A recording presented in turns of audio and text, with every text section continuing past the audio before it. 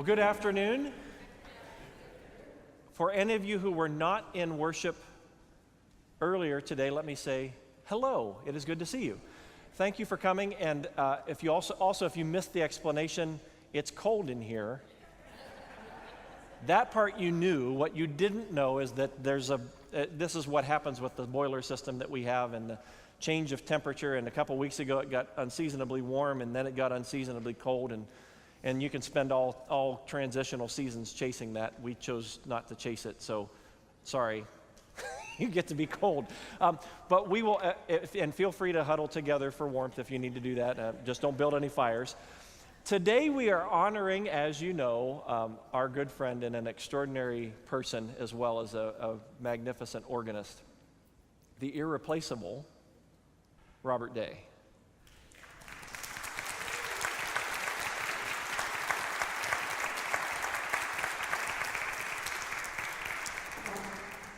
Now, a few people said to me earlier they were really looking forward to hearing Bob's concert this afternoon. And I've had to assure them that this is not a day for Bob to entertain us more.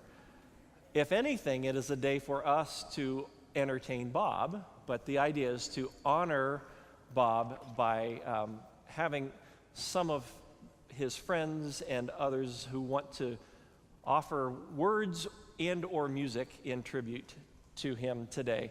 The program that you should have a copy. If you don't, they're on the table just outside the door here. It looks very formal, but this is not intended to be a formal occasion. So I am not emceeing this event. David, unless you want to jump up and emcee it, we will just make our way informally through this program, and some things are spoken, some things are played and or sung. The goal today is to enjoy being together, to honor Bob, and to make a little bit of merriment along the way. So welcome, and Bob, it is, I told Bob when he first announced this that today happens to be my birthday. And I told Bob that this is the worst birthday present ever.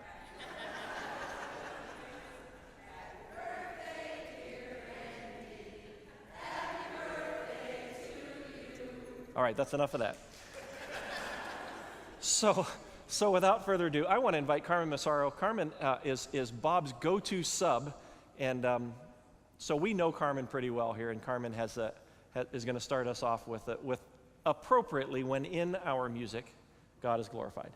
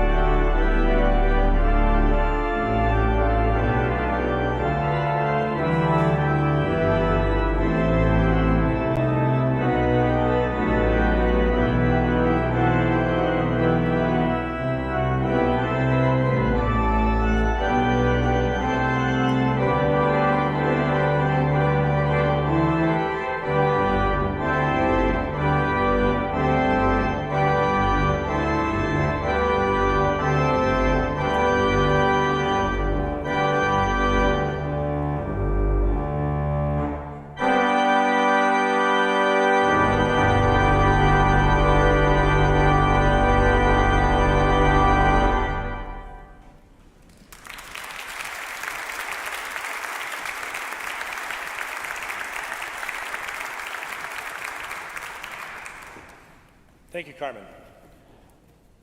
I bring you some greetings from folks away from the church that were not able to be with us, but that wanted to share memories with Bob.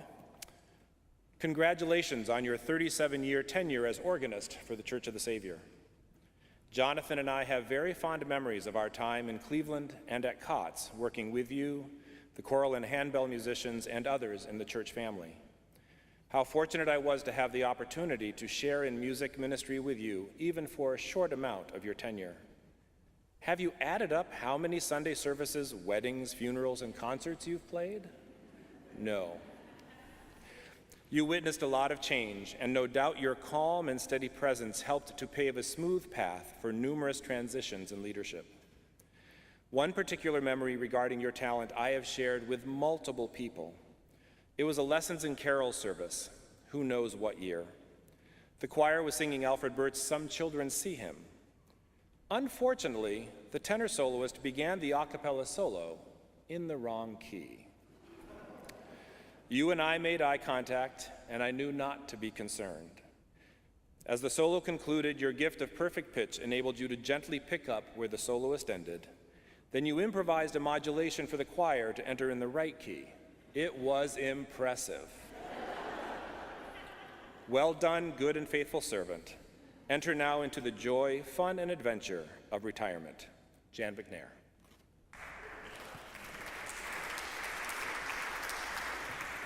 And now we invite Brooke Baker to come and share a song with us. Brooke was here from 93 to 2000. She believes her as the soprano soloist with the choir before she went on to pursue her own ministries.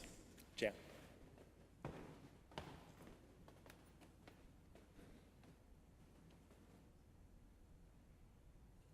I am going to say just a few words, because a pastor can't ever pass up a pulpit.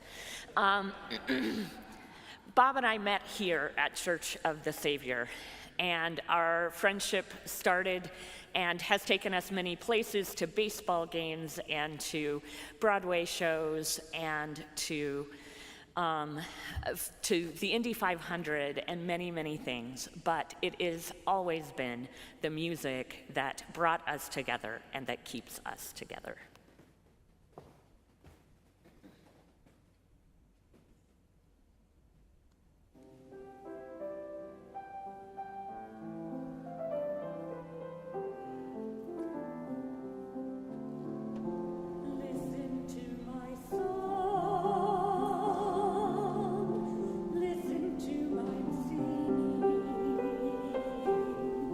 Listen to my song.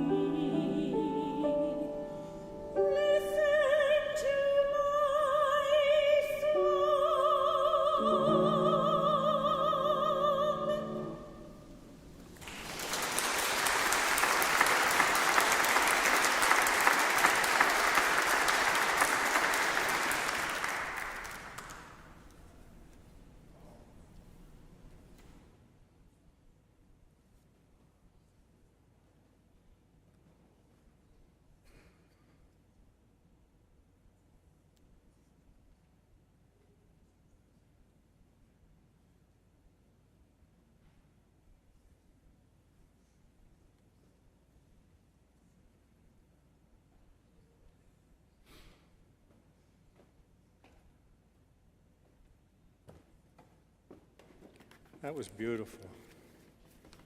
This won't be.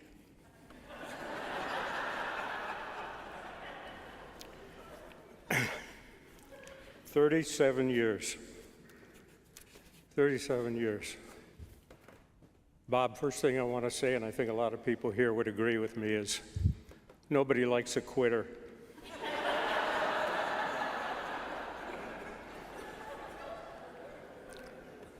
"37 years seems impressive. It does. But is it really? Let's take a look. A lady by the name of Sarah Buchert, Christ United Methodist Church, same denomination, in Marietta, Ohio, just retired. She played 64 years.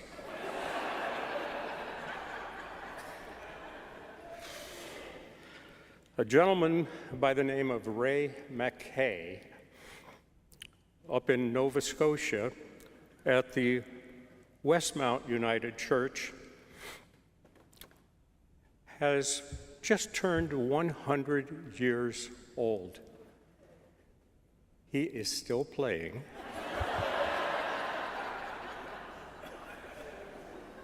After 81 years.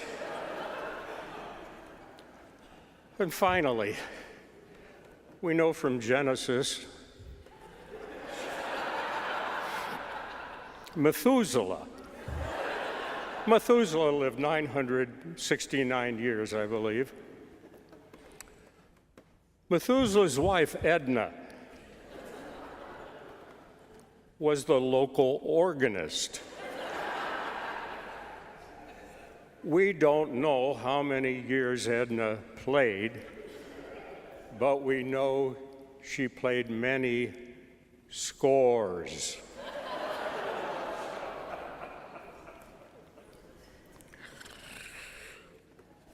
When I first met Bob, I asked him, I said, "Do you prefer Bob or Robert?" He said, "Either, Mr. Day or Sir." Now, a lot of people out in the congregation who don't have a working relationship with Mr. Day or Sir may not understand what he's like, and perhaps they would think that he's first rude, then opinionated, or conceited. When those of us who've worked with Bob and really know him know he's just the opposite. First he's conceited, then he's opinionated, and then he's rude.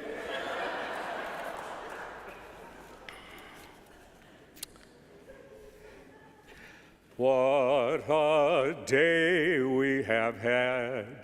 He has made us very glad. Why, it's almost like being in heaven. We're in heaven every time we know that Bob is gonna play us a song. You're the piano man. Play us a song today. Though we'd love to hear you just one more time, we know that this is your day. Oh, day. Oh. Bob Day come now, he want go home. Day. He's Bob Day, he's Bob Day, he's Bob Day, he's Bob Day, he's Bob Day. Oh, Bob Day, come now, he want go home. Play all day on a cup of joe. Bob Day played, now he want go home. Piece after piece for a little dough. Bob Day played, now he want go home. Come, Mr. Andy, call, pay him what you owe. Bob Day tired, now he want go home. Come, Mr. Andy, call, he just want to go. Bob Day done, now he want go home. Day-o, day-o, Bob Day played, now he want go home.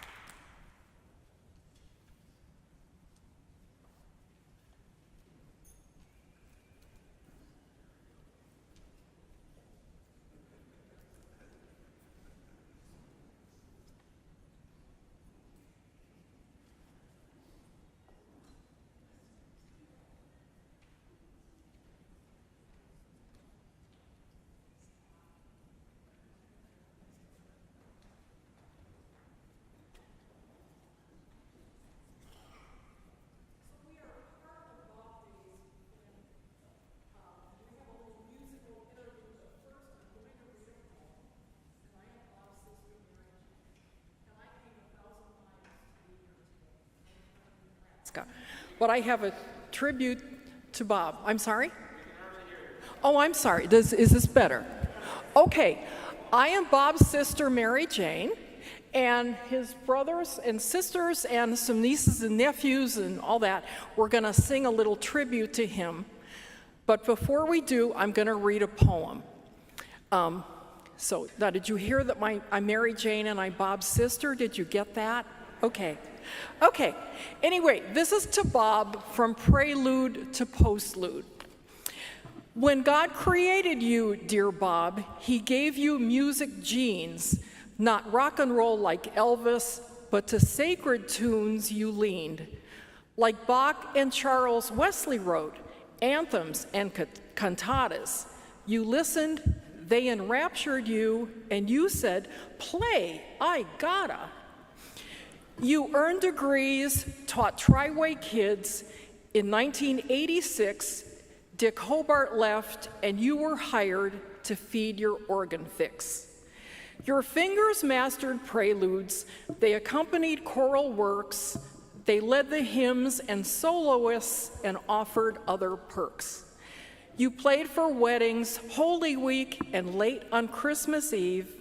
Your fingers played at funerals to comfort those who grieved. You played for Taizé worship, you brought brides down the aisle, but you refused to play pop tunes, you stuck to classy style. You knew pedals, knobs, and ranks, you tolerated ciphers, you did it all with few complaints, though you could be a griper.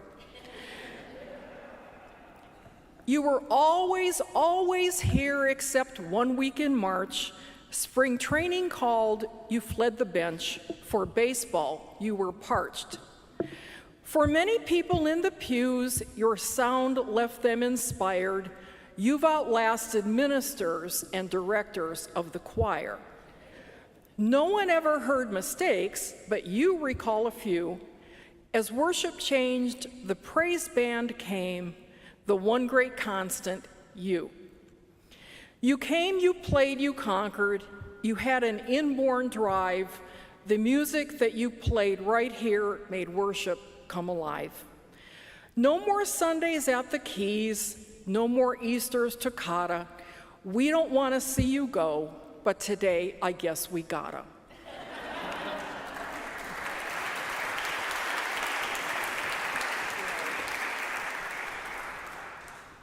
All right, can you hear me? All right, what we're going to do, first of all, I should preface this. We have not practiced because we've all come in from different areas, but we've done this many times, Bob. There's something that we do every year, well, a lot of us, when we go camping in Hocking Hills, and it's been a tradition. And then we'd sit around the campfire. Bob was already like,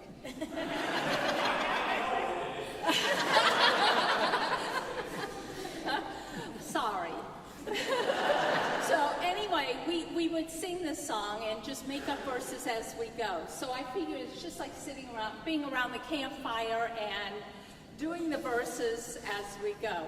What we did was we rewrote the song to fit the occasion, of course, and all you families sent in verses. So I hope y'all don't mind, but there were 23 verses. He'll get the copy, but don't be afraid. We're only going to do a few. 7.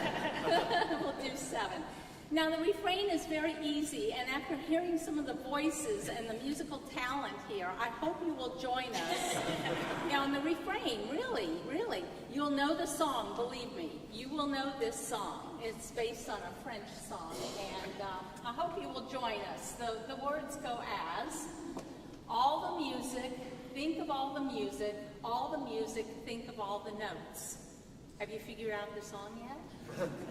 All right, so, are we ready? Oh, also, I should tell you that guitars go out of tune in the cold, and hands don't, it's a little harder sometimes to bend the fingers when your hands are cold. So bear with us, but we did this out of love, Bob, from your family.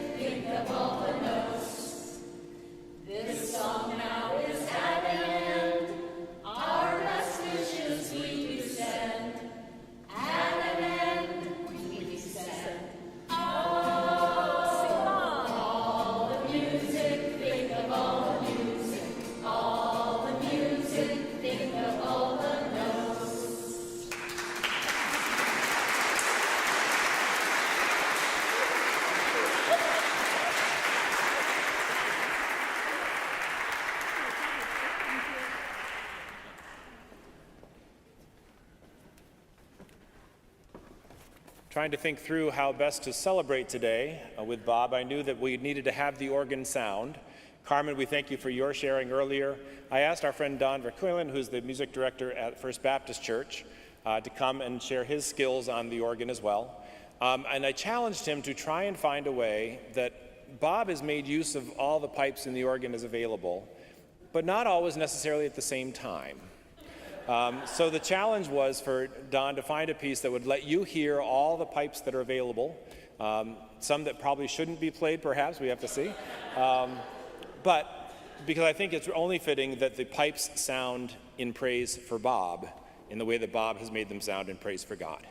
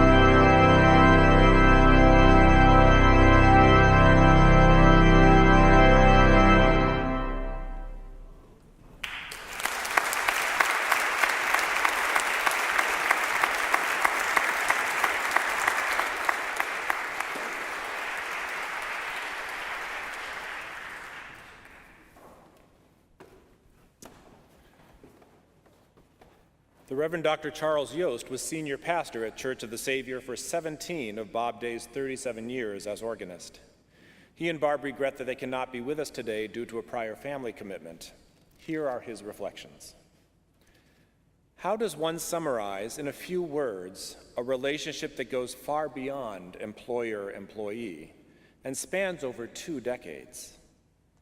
Bob Day was one of the first people I met when I came to Church of the Savior in 1998, a son of the congregation.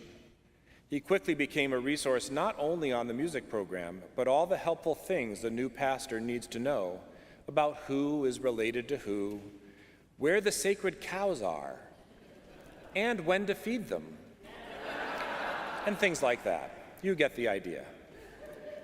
I had only been the senior pastor for less than a year and a half when Bob's dad, Charles Day, a noted radio personality, deteriorated rapidly and died. I remember his funeral with a packed church and Bob at the organ playing a musical tribute to his father, who was beloved by so many.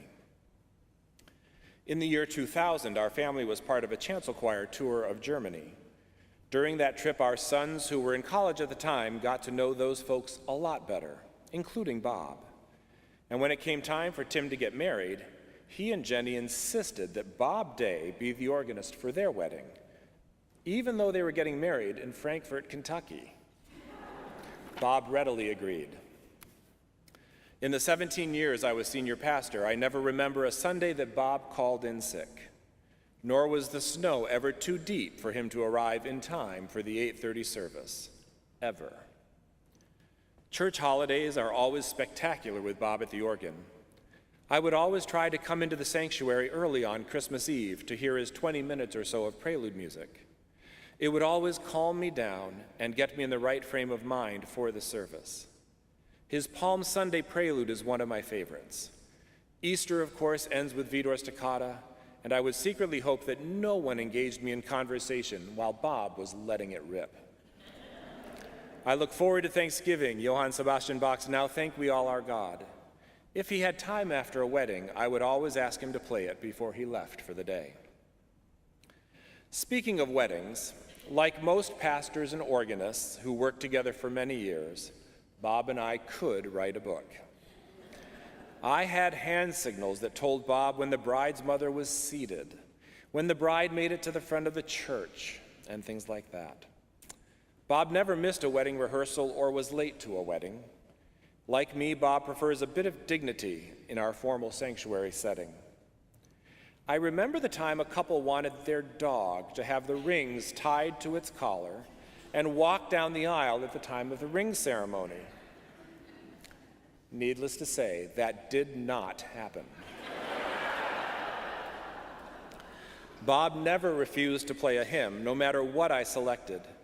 But if he didn't like it, there were certain nonverbals, and he sped through it in record time. Bob is like Switzerland.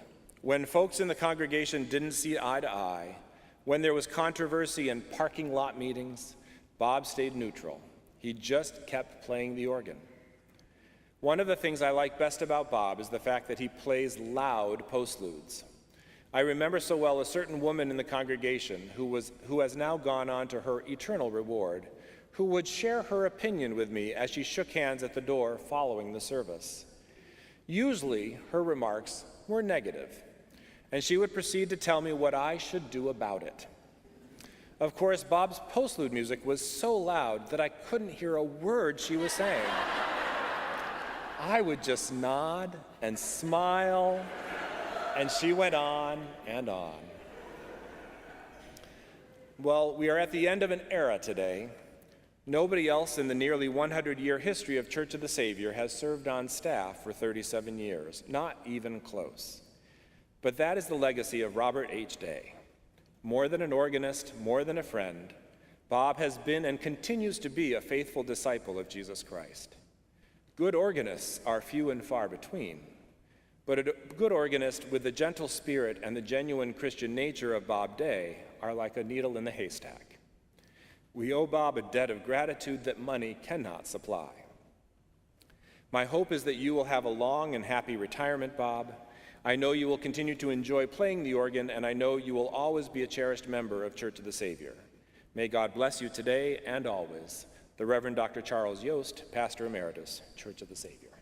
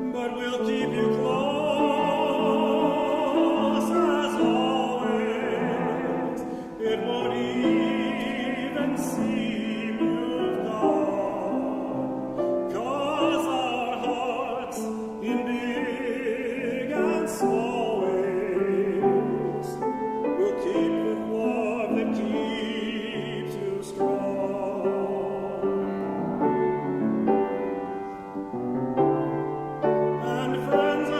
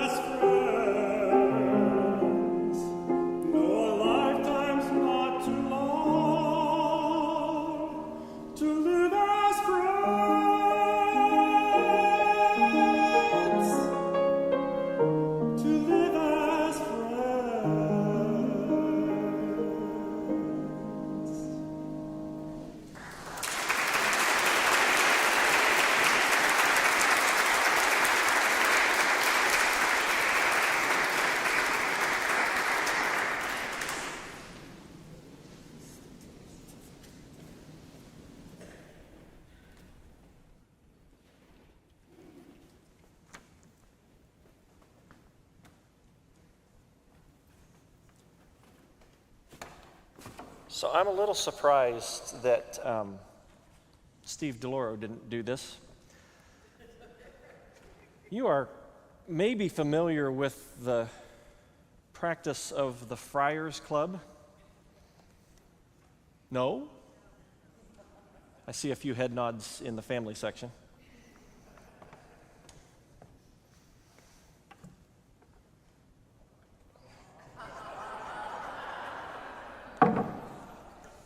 Mr. Day?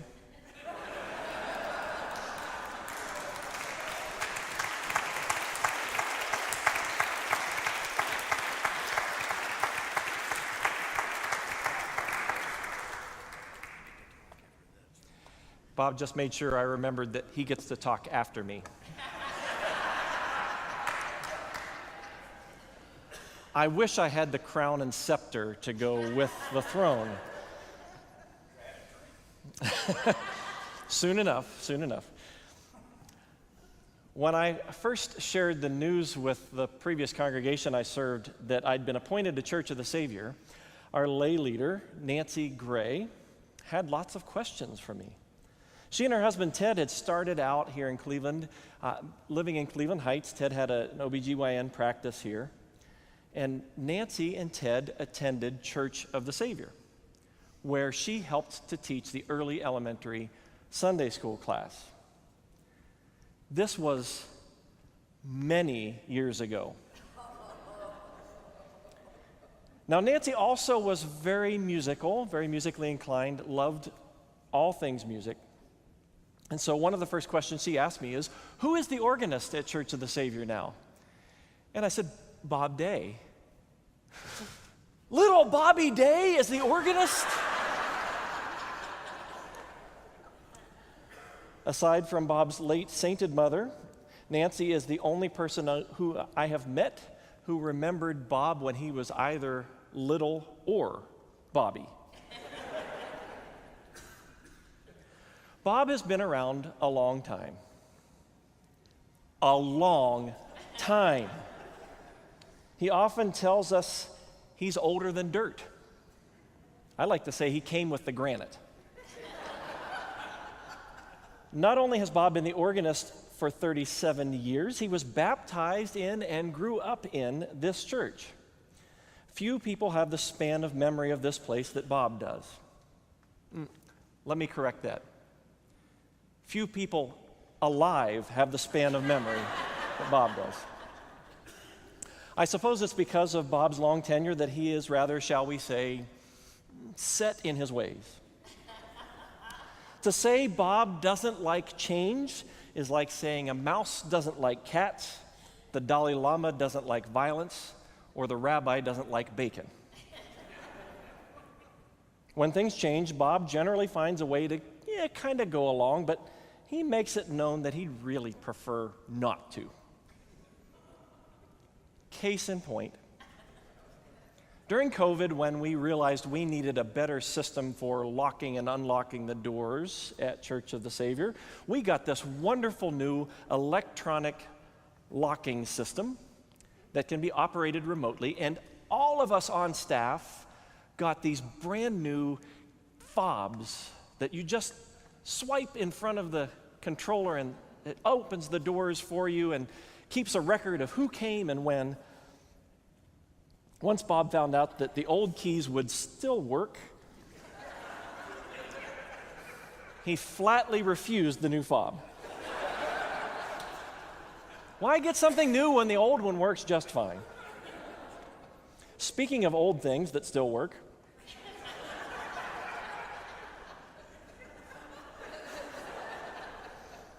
I don't know if you've ever had occasion to notice Bob's organ shoes, but they are something to behold.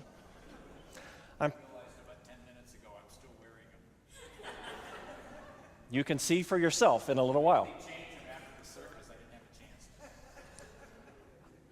Now, I'm pretty sure these shoes were made sometime in the 19th century. That's not a misstatement. I didn't mean the 1900s. I meant the 19th century. They were once made of leather. Some part of them is still black, and they mostly cover his feet. Now, if you're not familiar, organ shoes are designed for maximum feeling for and contact with the pedal board. But Bob, there's supposed to still be some sole left on the shoes. Some among us have speculated that Bob is really only retiring to avoid buying a new pair of organ shoes. Somehow, Bob has garnered a reputation for being grumpy.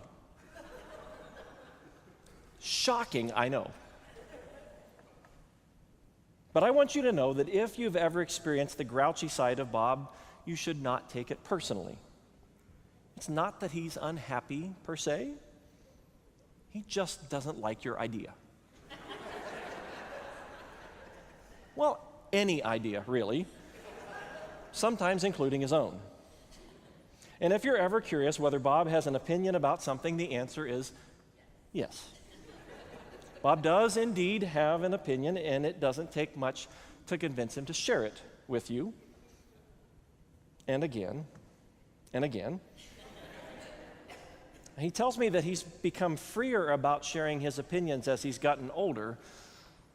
I'm not sure that has anything to do with his age. He even has his own made-up language, which we heard in the tribute song. Do you all know this word that Bob likes to use?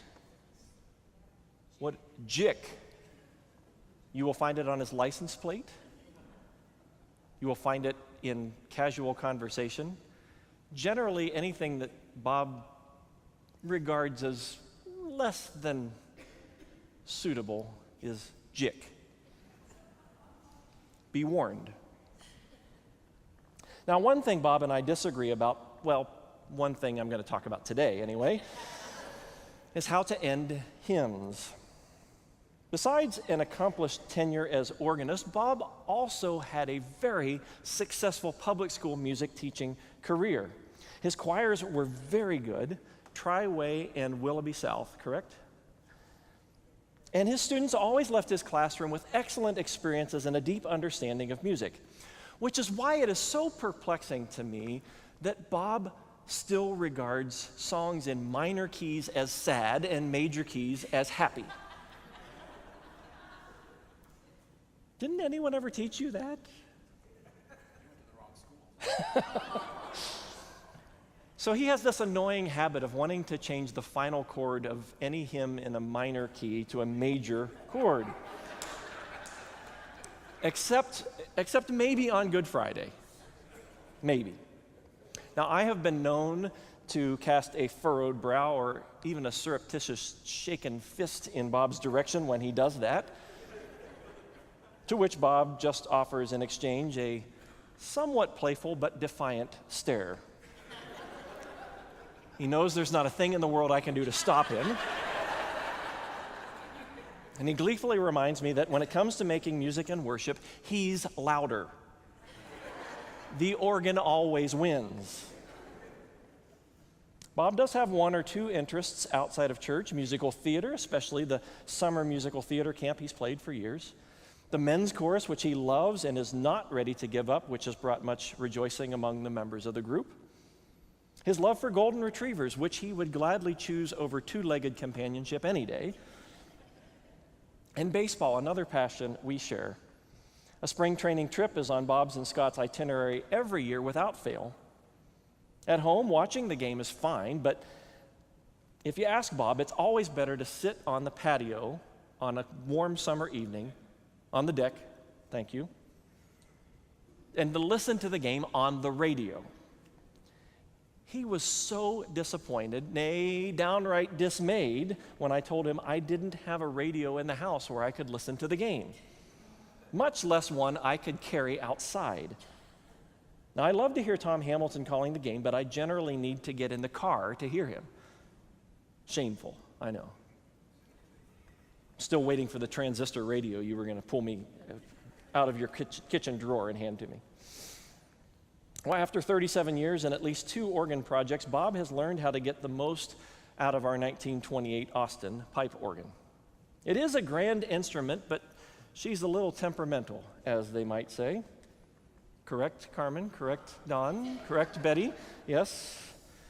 Bob is amazingly deft at playing around notes that are out of tune, not working, or that simply don't sound very good. In truth, he makes the instrument sound better than it probably should. Several years ago, Bob made me promise that if I started to notice any decline in his playing, I would tell him. Don't sugarcoat it, he said. I want to know the truth. He loathed the idea of being one of those organists hanging around well past his prime no one could figure out how to get rid of. Some of those ones that Steve mentioned earlier, I'm guessing, make that list. And I'm pleased to say that is a promise I did not have to keep. Bob made this decision long before I had any inkling of diminishing skills. Bob, you are truly stepping down at the top of your game.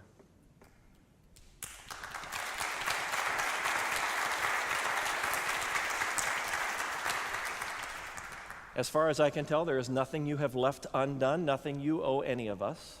That doesn't mean that you won't be missed. You will be terribly missed. It's not for me to be proud of you, as if I have anything to do with your extraordinary musicianship or your character as a person. And yet, on this day, we celebrate you and weep at our loss and your gain. I can't help also having a sense of pride. It has been my unique privilege to have had these 8 years working with you.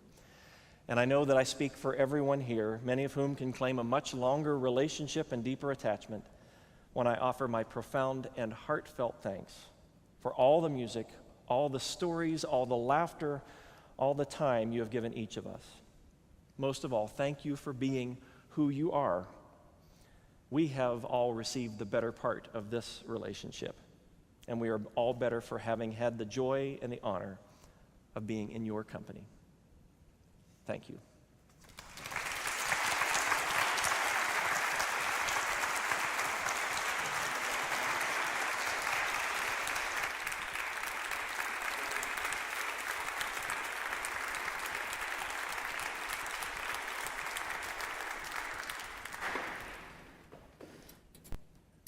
I really would like these on. I'm old. If I can. And this Bible. Can I move the Bible? It's in the way. The guy retires, he wants to move the Bible out of the church. Well, this is gonna. And of course these.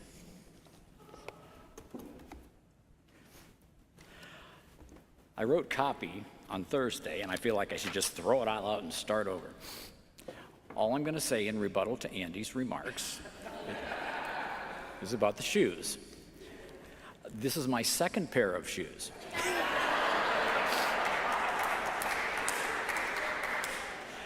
And they've got to be at least 20 years old, and I noticed about 2 months ago they were really starting to wear one of the thing on the foot. I need a foot doctor to tell me what that thing's called.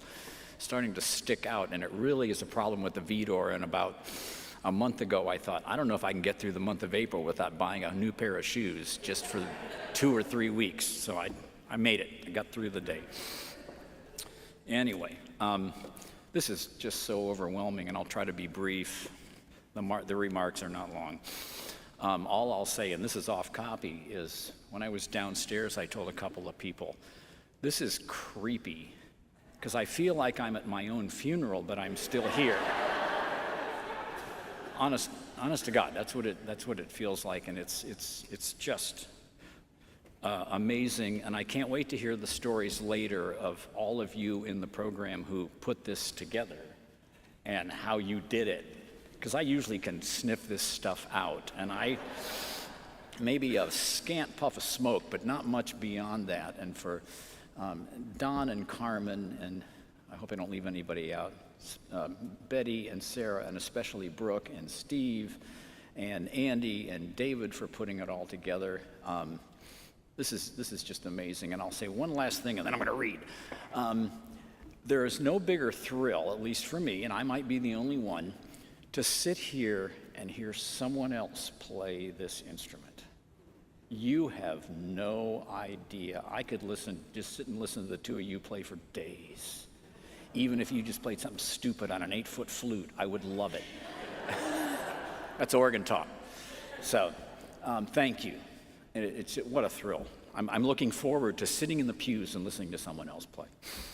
Anyway, I've already used the phrase my wonderful father always said, never give an old man a microphone. That was back on February 12th when I announced publicly in the 11 o'clock service that I'd be retiring today. So I'm using it again for those who weren't here, because it's true.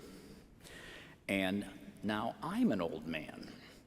But I hope I can break that stigma for a few minutes. David Gilson was in charge of planning a lot today, and I hadn't heard much about what was going to happen, just had a few hints of things that might happen. But I did ask him, do you want me to say anything? And he said, would you like to say something? And I said, well, yeah. All days like to talk, even more than Andy Call. And I'm thinking, you should have been at some of our past family reunions, and you'd know that I was telling you the truth. And I'd be lying if I said I hadn't kind of pictured this day in years past, having been here through numerous retirements of former pastors, former associates, and or other longtime staff members. I knew that probably someday that'll be me up there saying something. And this might sound hypocritical, but at the same time, part of me is overwhelmed at all the fuss. Our family is pretty much down to earth, no nonsense. And I keep remembering my Aunt Marilyn, my father's youngest sister, who was the chair of the Women's Physical Education Department at Otterbein College, also my alma mater, and Dr. Day, the first person in our family to get a PhD. Yet so ordinary and matter-of-fact about everything and hilarious. Several decades ago, she got some distinguished faculty award over graduation weekend. We were, of course, in attendance, and when it was her turn to get up and say a few words, rather than pontificate some intellectual babble, the first thing she said was something to the effect of, I don't know why you're all making such a fuss when all I did was get up every morning, came to work, and did my job. I feel much the same way today. It's like many of you know I love baseball, and still not thrilled over the team's new name. When I heard former Indians pitcher Charlie Nagy refer to himself as a lunch pail player. Same idea, go to work, do what you're supposed to do. I feel like I've been a lunch pail organist, if there is such a thing. I got up on Sunday mornings for 37 years, aside from a few weekends off, came here, played, went home. Though I've got the performance degree after college and graduate school, I never cared much about playing recitals and being in the spotlight. Too stressful, I get too nervous. I was just happy playing preludes and postludes, hymns and accompanying choir anthems. So it goes without saying that in a span of 37 years at the same place, you've seen a lot, and obviously a lot of changes. Most of you know I was born into this congregation and baptized right over there in 1952. My family attended church every Sunday, and we were active in just about everything. While, of course, I was probably born with musical inklings, there's no doubt that most of that was nurtured right here in this place, week after week. This is where I learned hymns, choir anthems, played in the bell choir, played the carillon as a high schooler, and was even exposed to all those Broadway musicals the Wesley class, adult Sunday school class, put on back then, a genre I still love to this day, along with everything else, and I heard this magnificent pipe organ.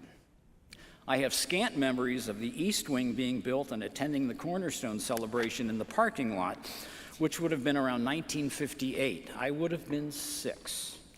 And the fire in the Bethel Room on New Year's Eve, 1963. The Bethel Room is right under this space right here.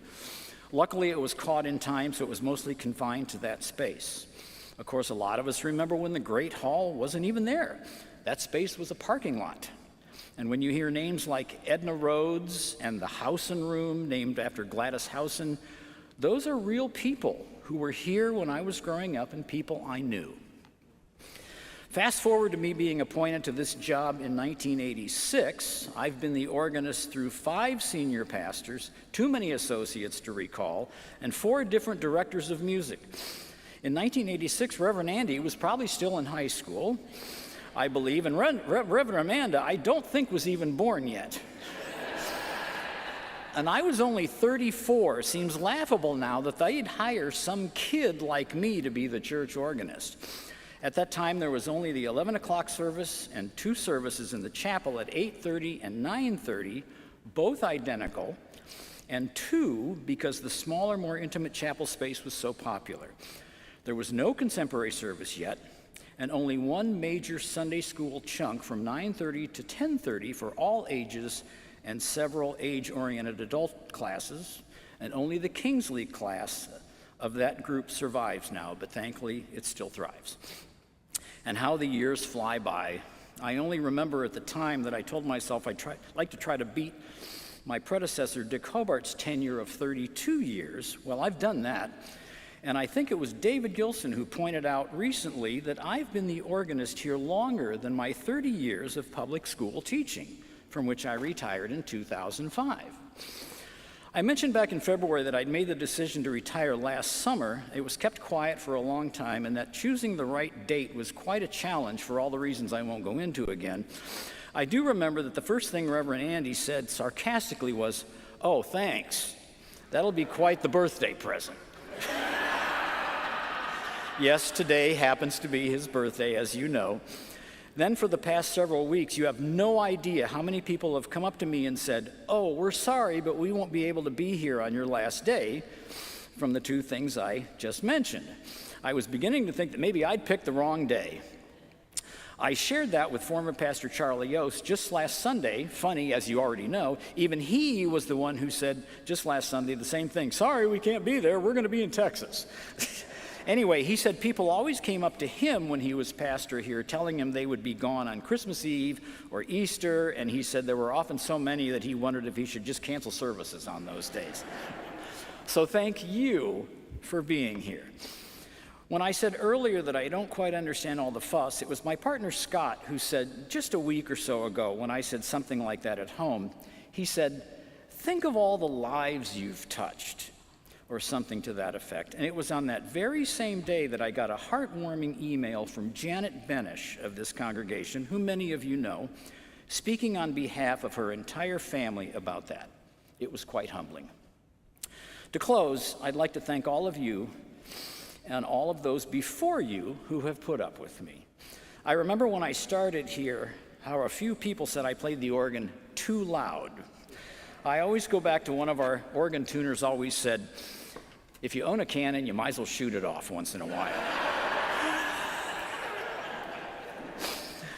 I'd like to thank all the pastors I've worked with, especially Reverend Andy, as some pastors will bring in their own organists if they can. And I'd especially like to give a heartfelt thanks to David Gilson, our current director of music. He was the answer to a prayer. And that's all I'll say about that. If you take me to lunch and buy me a Dortmunder, I'll tell you what I'm leaving out. And if you buy me 2 Dortmunders, I'll tell you even more of probably what you don't even want to know. God bless you all.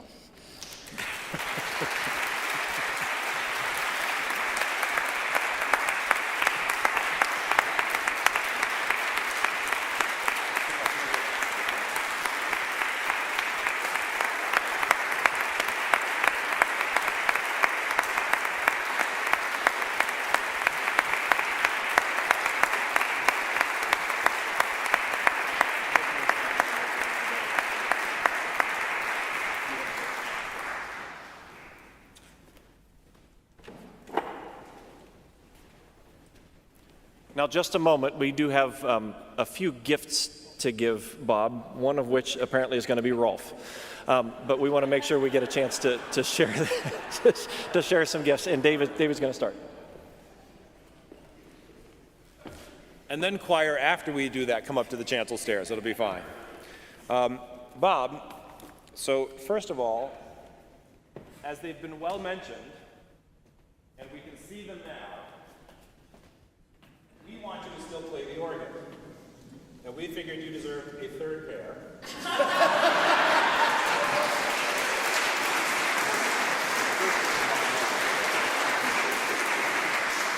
So we truly hope, one, we know that you will be very quickly snapped up when you feel comfortable doing so, that many churches in the area are desperate for fill-in organists. So I have no doubt that you will still be busy on many Sundays as you see fit.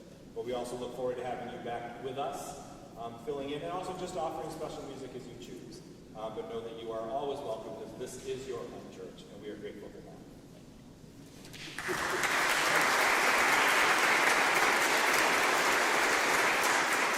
But wait, there's more. There is one particular hymn that is always sung on Christmas Eve at the beginning. I thought you were going to do 114. No, we're not going to make you endure that.